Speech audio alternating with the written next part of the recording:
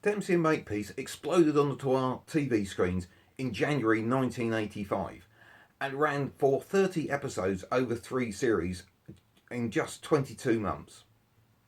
Character-driven cars featured many Fords and a Mercedes SL, so let's see if we can track any of these down. Dempsey Makepeace starred Michael Brandon as rough tough American cop Lieutenant Dempsey, who was in the UK incognito, having discovered corruption in the police at a high level in New York. And he was paired up with Glynis Barber, who was Harry Makepeace, who came from a very high class background, and they were both working for the very undercover SI-10 Special Police Department. Now, one big element of this oddball pairing was the ongoing sexual tension between them on screen, and eventually in 1989 they did actually get married in real life, and they're still married today. How incredible is that? But let's get on to the cars. First up, we've got Dempsey's Mercedes. Now, the story goes that he hired this from a car rental company at the airport when he landed in the UK, and it was being paid for by the Americans. Now, A882 JLB just doesn't appear on any records anyway. Just have a look at this. My car check, we've got nothing, and the same with DVLA. The white Mercedes was featured in Series 1 and 2, but for Series 3, Dempsey moves in to what is effectively an identical car, but this one's in grey, but interestingly, still sports the same number plate. Now, the only digging that I did on this one that I found of use was on the IMCD website. There was a post saying that apparently the grey car, due to the spec of spoilers and details on it, would have been manufactured between January 78 and October 80. Now, this car's on an A registration, and in the UK, this would have been either 1983 or 1984. So there's a definite mismatch there with this car. So my surmising, possibly A882 was the white car, and it came to a sticky end, and just for continuity, they stuck it on as a fake plate on the grey one. Back in the mid-80s, the DVLA records weren't that robust, so possibly it got scrapped and it never popped up on the radar. Who knows? So, not a good start, I'm afraid.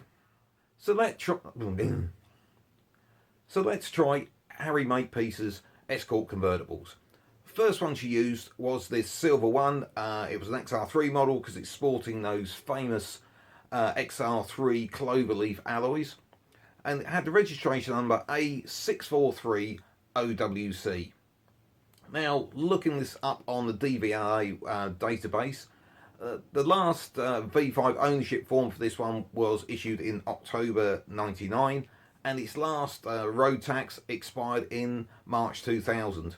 That's nearly 24 years ago now.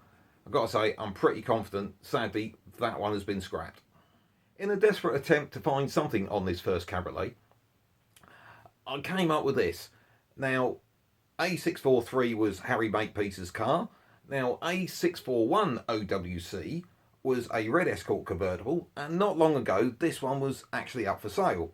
Now, in the description, it points out this car apparently was part of the Ford press fleet and was a feature car in What Car magazine back in the days when it was originally released. Now, with the numbers being so close, I reckon that reinforces the thought that Harry Makepeace's car was definitely a Ford supplied one. Makepeace's second Escort convertible was a 1985 model. Now, this was a white special edition and held registration number C266HVW. I've seen this car also referred to as the Christmas edition, because apparently this special edition was released in November 1985, and this car was just one, allegedly, of 13 that were registered in the back end of 1985. But let's be honest, trying to sell convertibles in the middle of winter is not the best idea. Now, again, I've had a look on DVLA for this one to see what we can find. Unfortunately, not a lot. As you can see, both the the tax and the last ownership form were issued in the latter part of 2002, and we've got absolutely nothing on it after that. However, the internet has thrown me a little crumb or two on C266. Back in 2011 on the Escort Convertible Club forum, Lee81 actually posted that he'd gone to look at this car back in 2002 when it was for sale. Now, he said that the owner had spent something like £2,000 on a new engine and gearbox, but unfortunately the rest of the car was totally rotten. He said the owner was asking an awful lot of money for the car, but unfortunately he doesn't mention how much. But after that, I can find absolutely nothing on this one, I'm afraid. So I'm guessing again, sadly, it's probably been scrapped. Well, as you know, I don't give up that easily. So let's look at Spy King's cars, the ever grumpy boss of Dempsey and Makepeace. Spy King's initially had a Mark II Ford Granada, registration number A195RNO. Now, this would have been registered in 83, 84. And unfortunately, we look at DVLA again, middle of 1996 is when the last V5 was issued and the road tax on that vehicle expired. So after, what, nearly 28 years, pretty confident that one was scrapped. For Series 3, Spy King was upgraded to the then current 1986 Ford Granada Mark III. Now, this car had registration number C278H3W, which for the observant of you, you will notice was very similar to Harry Makepeace's a white Escort convertible, so I would imagine they were probably both Ford supplied cars. But this again has not really had much life to it. As you can see, the last V5 was issued in 1999 and the last road tax expired in 2000. So again, not been properly recorded, but I'm reasonably confident this car has been scrapped. Now, for those of you who are regular viewers of the channel, you know I don't give up that easily. Now, in amongst all those crashed old Fords and Jaguars that we used as stunt fodder, I came across this car.